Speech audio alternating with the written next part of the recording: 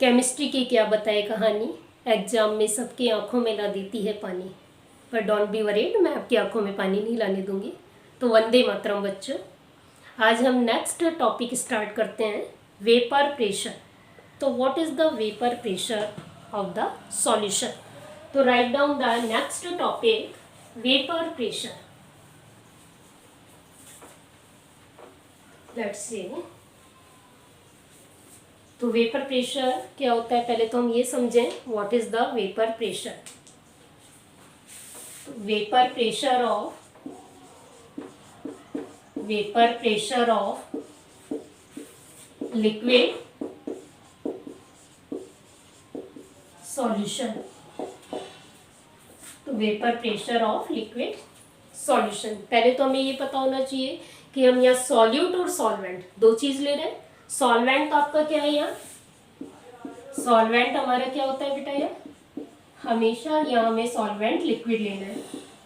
और सॉल्यूट क्या हो सकता है, सॉल्यूट आपका लिक्विड, सॉलिड और गैस। ठीक है, सॉलिड और गैस हम ऑलरेडी पढ़ चुके हैं, अब हमें लिक्विड की बात करनी है। ठीक है, अब एक सॉल्यूट है और एक ही सॉल्वेंट है, तो उसे हम क्या कहेंगे, बाइनरी सॉल्यूशन। दो कंपोनेंट होते हैं, बाइनरी सॉल्यूशन।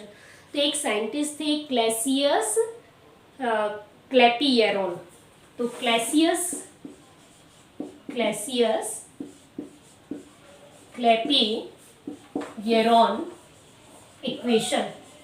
तो क्लैसियस क्लैपियरोन इक्वेशन क्या होती है, एक साइंटिस्ट थे जिन्होंने वेपर प्रेशर के लिए क्लैसियस क्लैपियरोन इक्वेशन दी थी। वो आप देखिए क्या थी equation, log P2 upon P1, आप A और B भी लिख सकते हैं, P2 upon P1 equal to delta H for vaporization 2.303 R and T1 into T2 and T2 minus T1। ये इक्वेशन किसके लिए है, वेपर प्रेशर के लिए। तो क्लैसियस क्लैपियरोन इक्वेशन कहलाती है इसे log P2 upon P1 for one component and two component, one component is solvent and two is solute। T2 temperature of two component, T1 temperature of one component। तो now let's see the vapour pressure. तो vapour pressure क्या होता है और कौन कौन से factors इसे अफेक्टेड करते हैं। तो पहले हम वेपर प्रेशर समझ लें, ऑलरेडी मैं आपको बता चुकी हूँ वेपर प्रेशर क्या होता है। तो what is the vapour pressure at the given temperature, the liquid surface at the given temperature, the liquid surface exerted the pressure on the wall of the container in the equilibrium of liquid and vapors। देखो वही चीज है, ये solvent आपने लिया, solvent की vapour क्या होगी, इस कंटेनर की वॉल पर टकराएगी, एक प्रेशर डेवलप करेगी, उस एक्सर्टेड प्रेशर को ही हम कहते हैं वेपर प्रेशर। तो vapour pressure at the given temperature, the pressure exerted by the vapors at the liquid surface when liquid and its vapors are in equilibrium। तो वेपर प्रेशर की definition क्या होगी, the vapour pressure, समझ में आ गया, जैसे आपने ये लिक्विड लिया, इसकी वेपर्स बन रही है, ये वॉल कंटेनर पर क्या करेगी, ये प्रेशर टकराएगा वेपर्स, तो इसी को हम कहते हैं वेपर प्रेशर। तो vapour pressure is defined at a constant temperature या given temperature, at given temperature the vapor pressure is defined at a given temperature, the pressure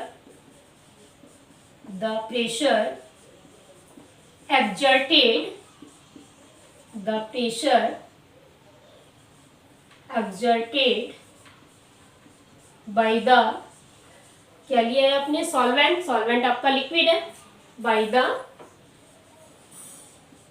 solvent the pressure exerted by the solvent,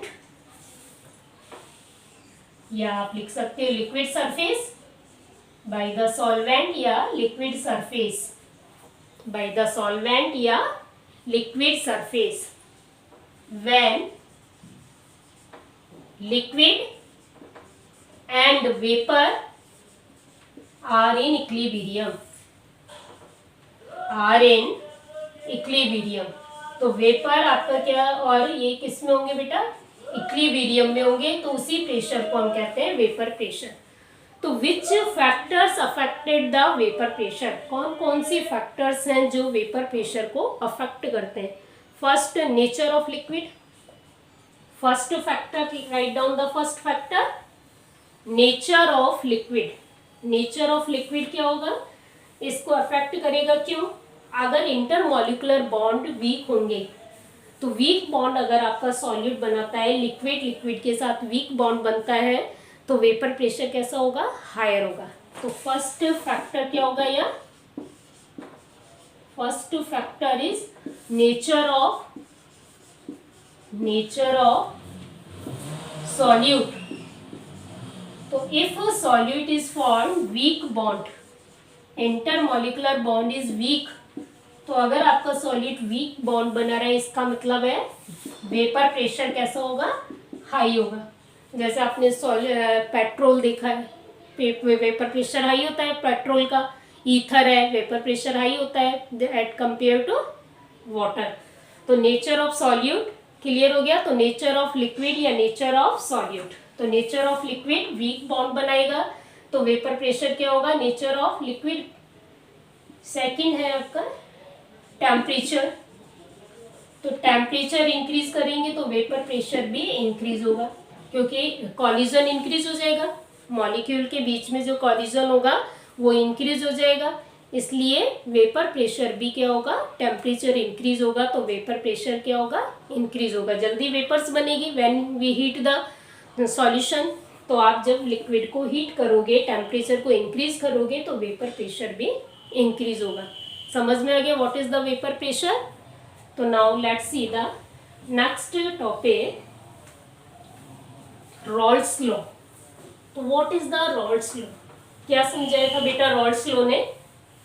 what is the next topic, Raoult's law, vapour pressure of liquid solution. तो vapour pressure of liquid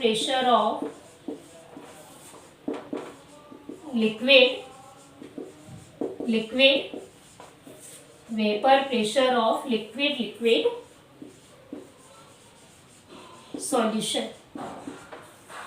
तो scientist का नाम लिखिए, क्या नाम था scientist का, Raoult's law.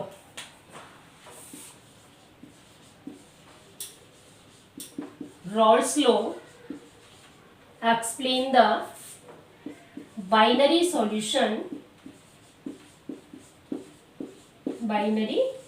Solution कौन सा सॉल्यूशन दिया उन्होंने, बाइनरी सॉल्यूशन। तो अकॉर्डिंग टू रॉल्स लॉ क्या बताया था, the partial vapour pressure of each component. तो write down the definition, the partial vapour pressure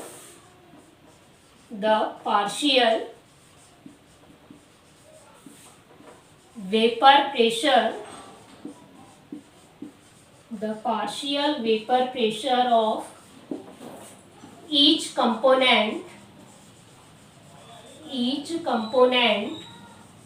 is directly proportional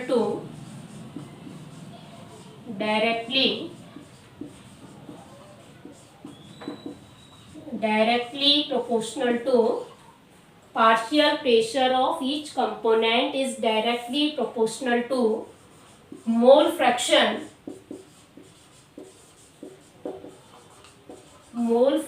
of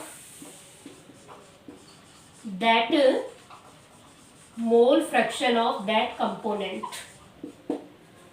अगर आपने सॉल्यूट लिया है तो आप सॉल्यूट का लिखेंगे, सॉल्वेंट लिया है तो सॉल्वेंट। सपोज यहाँ हमारे पास दो है, फर्स्ट कंपोनेंट आपका है 1, एक कंपोनेंट को हमने 1 मान लिया, आप ए भी लिख सकते हैं, और सेकंड कंपोनेंट हमारा क्या है बेटा, सेकंड कंपोनेंट हमारा है 2। तो फर्स्ट 1 हुआ और सेकंड कंपोनेंट 2। तो रिलेशन क्या लिखोगे, P1 is directly proportional to x1। तो P1 equal to P1 not x1। तो first equation is clear. What is P1, what is P1 not and x1। P1 is partial pressure, vapor pressure of one component, and P1 naught is vapor pressure of pure component। जब आपने solute और solvent को mix नहीं किया तो pure का मतलब P1 not. तो P1 नॉट का मतलब है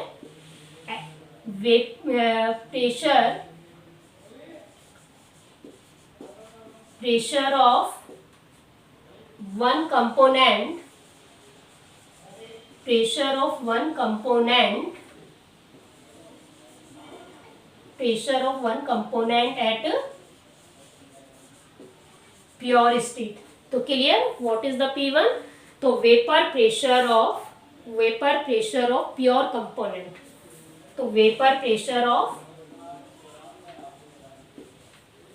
pure component and P1 is vapor pressure of one component, x1 is mole fraction। तो write down the P1, vapor pressure of component 1 and x1 is mole fraction of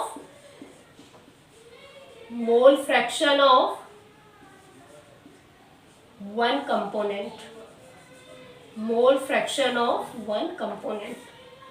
समझ में आ गया। तो P1 is directly proportional to x1। जब हम proportional का sign हटाते हैं तो P1 नॉट लगाएंगे। तो P1 equal to P1 not x1। Second equation लिखें, सेम एज इट इज आपको सेकेंड इक्वेशन भी लिखनी है। तो write down the second equation. तो what is the second equation,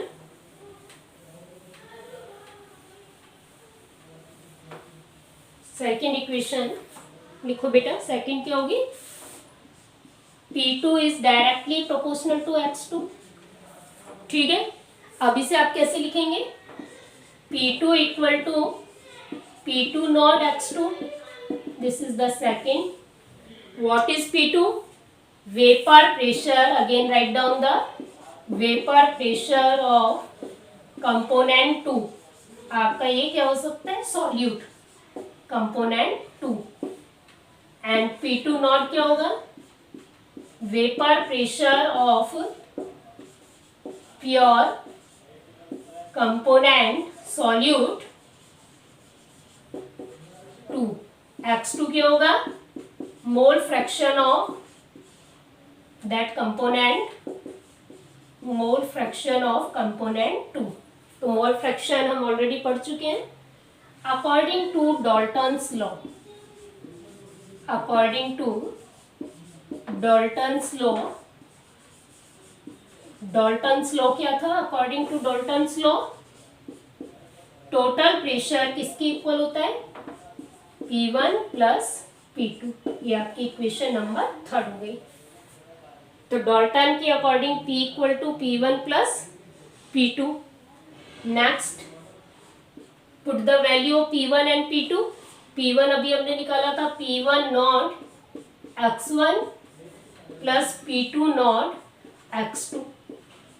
equation number 4। Okay, mole fraction में आपको एक कंसेप्ट बताया था, याद होगा, x1 plus x2 is always 1। Mole fraction आपका चाहे बाइनरी सॉल्यूशन हो चाहे वो टर्नरी हो, हमेशा 1 के इक्वल होगा। ठीक है, तो x1 इक्वल टू क्या होगा बेटा, x1 इक्वल टू हम क्या लिख सकते हैं, 1 minus x2। Now equation number 5। अब ये x1 की वैल्यू आप यहाँ पुट कर दें, P equal to P1 not क्या हो जाएगा, 1 minus x2 plus P2 naught x2। Clear, P1 equal to P1 not x1। आगे से सिंप्लीफाई करें, नेक्स्ट स्टेप लिखो इसका। तो write down the next step, तो how to write the next step बेटा, कैसे लिखोगे देखो, P1 नॉट, अब आप इसको P equal to P1 naught minus P1 not x2 plus P2 naught x2। अब इसमें से आपका क्या कॉमन है, x2 कॉमन है, x2 आप कॉमन ले लें,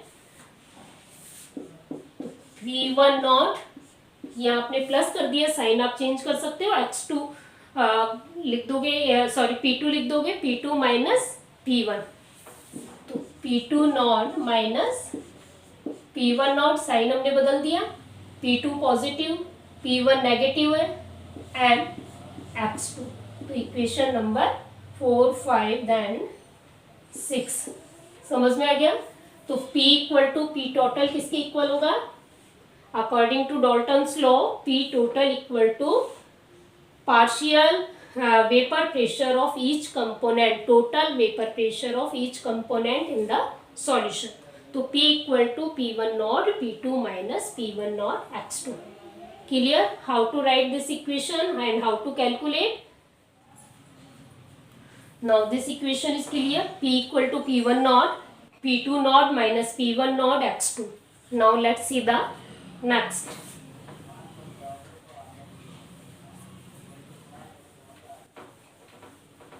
Next point लिखिए, what is the condition? According to Rolle's the vapor pressure of the component are linear function of the mole fraction.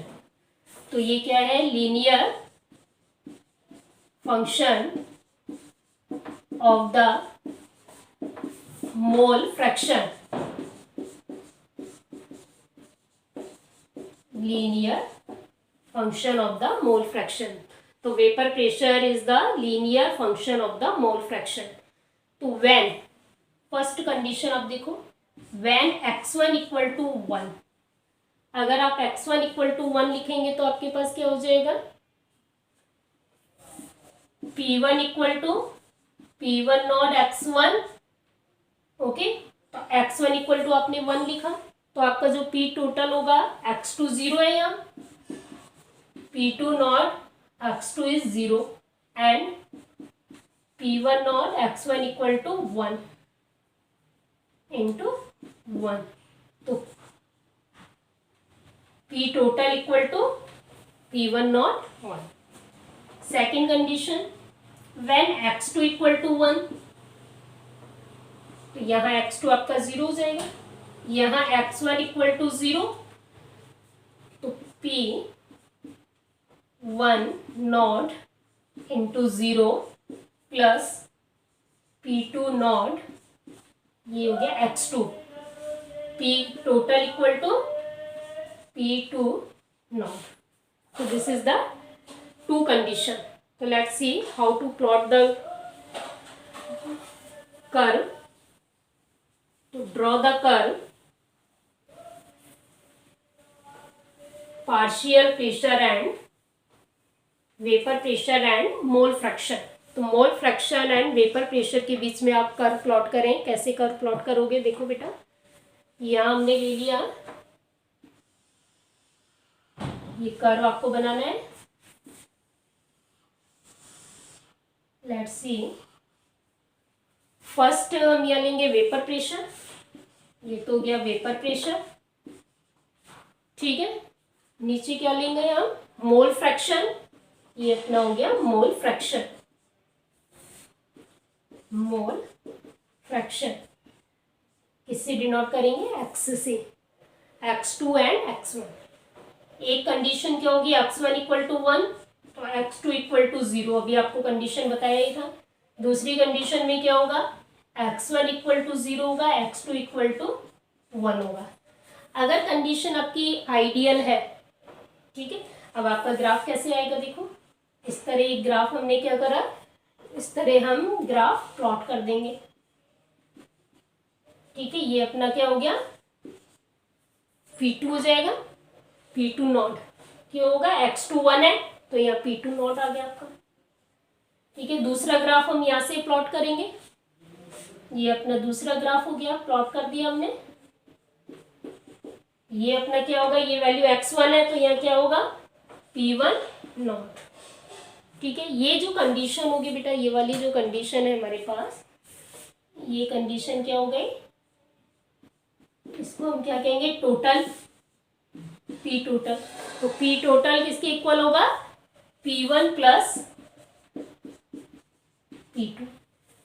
ये ग्राफ किसके लिए है, ये वाला जो ग्राफ होगा जहाँ x1 है आपका, ये x1 आ गया, ये ग्राफ एक हो गया, दूसरा ग्राफ ये है, तो ये हो गया फर्स्ट P1 और ये ग्राफ हो गया second for P2। Clear.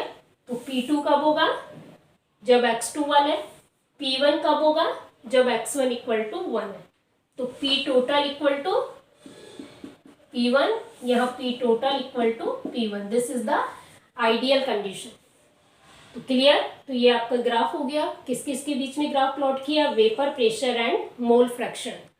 The graph vapour pressure of mole fraction, यहाँ आपको नजर आ रहा है P2 is greater than P1। तो इस कंडीशन में P2 की वैल्यू P1 से ज़्यादा है। तो according to Raoult's law, vapour pressure is the linear function of the mole fraction. Clear. तो कंपोनेंट आपका कैसा है, या लेस वॉलेटाइल है, कंपोनेंट इज लेस वॉलेटाइल। तो P2 नॉट is less greater than P1 naught. So now this topic is clear. Have a nice day. Thank you.